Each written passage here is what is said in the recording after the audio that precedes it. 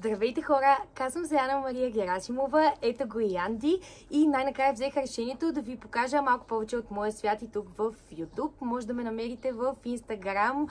Ето тук, показвам ви моят профил. Накратко за мен, завършила съм право в юридическия факултет на Софийския. Също така съм закърмена с изкуство още от дете и през 2018 издадох първата си стихосбирка "Пияните мисли на една трезва глава". Ето я тук. Малко по-късно се появи и втората ми стихосбирка, а през тази 2024 година издадох и първата си детска книжка "Д като Дакел", вдъхновена от моя сладък малък Дакел, който е най-добрият ми приятел и съпътстващ член на всички приключения в планината. Сега накратко, защо съм тук наистина. Имам нужда да виждам много повече. Ето вижте, между другото, първата ми рисунка с кана, защото с моя мъж бяхме на Събуди се фестивал експеримент в Пловдив през този уикенд. Много як, супер докосващ, с различни практики, музикални изпълнения, спане на палатка, разговори около огъня, вечер, супер интересни хора на едно място. Препоръчвам с две ръце, до година отново сме там. Ще вземем и нашето малко бебе. Той вече не е бебе, де на година и 2 месеца. Александър се казва, нашият син. Накратко, защо съм тук? Не знам дали на вас ви се е случвало просто да влизате в социалните мрежи и да скровате безпредметно, да не намирате това, което търсите и въпреки това, въпреки че умирате от скука, да продължавате да го правите. Със сигурност ви се е случвало, на всеки му се случва, вече скроването се води нещо като зависимост, така че писна ми от това скроване, писна ми да намирам супер безполезна информация, да не намирам нищо стойностно, нищо качествено. Не казвам, че това, което аз правя е много качествено, просто се надявам да е нещо, което да те замисли, да те накара да трептиш на друга честота. Искам да опознавам повече от нашата родина, да срещам хора, които има какво да разкажат. Например, мога да ви кажа така на случайен принцип, точно малко след като с мъжът ми се запалихме по планината и започнахме да обикаляме българските планини, се запознах с една баба, която ходеше с така съвсем лекичко с бастунчето си над 85-6 години около нашия блок и хранеше всички котета, нали, безпризорни, бездомни животни в квартала като цяло. Разговорихме се, разказах и за моята страст към планината, дори подарих тогава моите стихосбирки и тя ми каза: щом сме тръгнали да се хвалим, аз да ти кажа, съм Стоянка Занкова, първата българка, която е покорила 7000 връх, връх Ленин, пик Ленин се казва, и е поставила такъв рекорд съответно. Няма случайни неща, няма случайни срещи. Много силно го вярвам. Това е един от хората, които са ми показали и са ми разказали супер невероятни истории, които се надявам да разкажа и на вас някой ден. Общо взето, когато човек се настрои на друга честота, започва да намира тези хора, започва да намира всичко, което търси около себе си, буквално на една ръка разстояние. Така започнах да се интересувам от билките.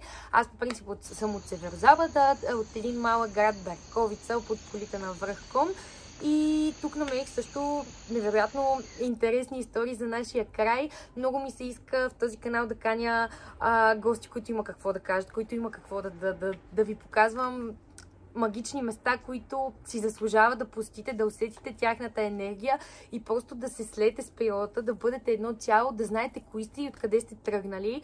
Както казва една моя любима авторка Розмари Демело, която, както аз обичам да казвам, или я заобитваш от първото изречение, или просто никога не поглеждаш нищо нейно, но просто ме накара да се замисля с едно изречение, което беше: колко от вас знаят и на колко от вас е четено и изобщо колко от вас четат на децата си Спящата красавица и Снежанка тези приказки и колко от вас знаят една българска приказка, която е да прочетат на детето си. Тоест, сещате ли се за една приказка от начало до край българска, която да разкажете? Или добре, дори да не е приказка, да бъде песен. Знаете ли една българска песен, която да можете да изпеете цялата? Защото аз се замислих, че знам някакви откази, но нито една може би до край, което е абсолютно тъжната действителност. Нали, аз вече като автор в България мога да кажа колко покъртително тъжна е ситуацията с изкуството тук, но въпреки това не спирам да се опитвам и вярвам, че нещата ще се случат лека по лека в точното време и ще достигнат точните хора. Това неизменно ни е показано много пъти в историята, така че просто трябва да сме позитивни и да показваме всичко, което създаваме по най-добрия възможен начин, да оставя следа в хората и вярвам и това е една от останалите цели на този канал и като цяло мои лични цели е да популяризирам малко повече изкуството в България, в подкрепа на българските творци, в подкрепа на българските автори, музиканти и така нататък. Ще ви показвам много такива места, много такива хора, фестивали, къде можете да ги откриете, българско производство в всеки един аспект и българско творчество най-вече, нали? Защото ако ние самите не се подкрепим един друг, няма кой да ни подкрепи. И общо взето с две думи, ето както виждате, безгримжно ми е. Не обичам да нося грим, много често ще ме виждате с турбички от очите в моето дълбоко пътуване из дебрите на майчинството, но това е чара. Обичам да съм такава каквато съм, надявам се и вие и надявам се да приемете ето тези пъпки, турбички, всичко е на лице.